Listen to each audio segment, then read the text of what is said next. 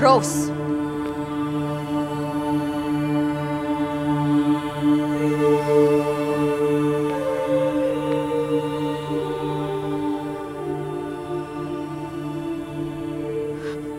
Ano nangyari?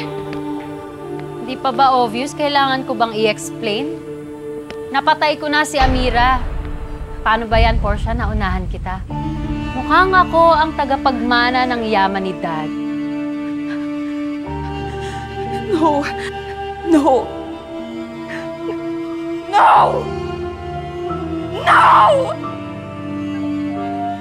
No, no! Hoy, Amira! Sigurista ka talaga, ha? Kapag alala, chinek ko na yan. Wala na siyang heartbeat, wala nang pulso.